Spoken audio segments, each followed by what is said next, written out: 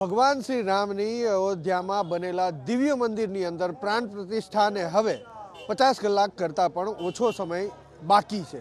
પ્રાણ પ્રતિષ્ઠા મહોત્સવની અંદર પ્રધાનમંત્રી નરેન્દ્ર મોદી, ઉત્તર પ્રદેશના મુખ્યમંત્રી યોગી આદિત્યનાથ સહિતના અનેક રાજ્યોના મુખ્યમંત્રી અને ગણમાન્ય મહેમાનો ઉપસ્થિત રહેવાના છે। ત્યારે હવે સુરક્ષા બંદોબસ્ત ચુસ્ત કરી દેવામાં આવ્યો છે। આપ જે દ્રશ્ય જોઈ રહ્યા છો એ મુખ્ય માર્ગ છે, ગેટ નંબર 1, જે નવું દિવ્ય મંદિર નિર્માણ થઈ રહ્યું છે એ તરફ જવાનો આ મુખ્ય માર્ગ છે। આજથી આ માર્ગ હવે સામાન્ય લોકો માટે બંધ કરી દેવામાં આવ્યો છે। જે દૂર દૂરથી આવતા દર્શનાર્થીઓ માટે પણ આ માર્ગ બંધ કરી દેવામાં આવ્યો છે।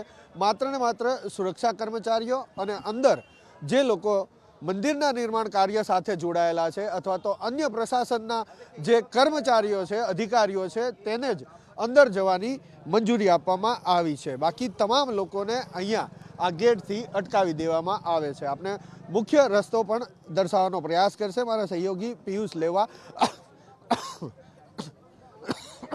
આપ દ્રશ્યની અંદર જુઓ છો એ મુજબ અહીંયા જે દૂર દૂરથી લોકો આવેલ છે દર્શન કરવા માટે, તેમને અહીંયા સુરક્ષાના કારણોસર અટકાવી દેવામાં આવ્યા છે। કારણ કે 22મી તારીખે જ્યારે પ્રાણ પ્રતિષ્ઠા મહોત્સવ થવા જઈ રહ્યો છે ત્યારે અનેક મહાનુભાવો, અનેક ગણમાન્ય મહેમાનો અહીંયા પધારવાના છે, જેમની સુરક્ષાને ધ્યાનમાં રાખી અને આજથી જ અહીંયા જે 4 લેયરની સુરક્ષા ગોઠવવામાં આવી છે તે મુજબની કેટલા આ જે મુખ્ય માર્ગ છે એ મુખ્ય માર્ગ બંધ કર્યો છે। આપને દ્રશ્યો બતાવશું। ગેટ નંબર 1 ત્યાં અંદર જવાનો માર્ગ છે, મુખ્ય જે મંદિર આવેલું છે ભગવાન શ્રી રામનું, ત્યાં સુધી જવાનો આ રસ્તો છે। પરંતુ સુરક્ષાના કારણોસર હવે એસપીજી અહીંયા તૈનાત થઈ છે અને તેમણે આ જે માર્ગ છે મુખ્ય ગેટ 1 એ આજથી સામાન્ય લોકો માટે બંધ કરવામાં આવ્યો છે। કારણ કે અનેક એવા મહાનુભાવો પ્રાણ પ્રતિષ્ઠા મહોત્સવની અંદર આવવાના છે કે જેની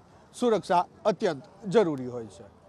કેમેરામેન પિયુષ લેવા સાથે હિરેન રાજગુરુ, એબીપી અસ્મિતા, અયોધ્યા।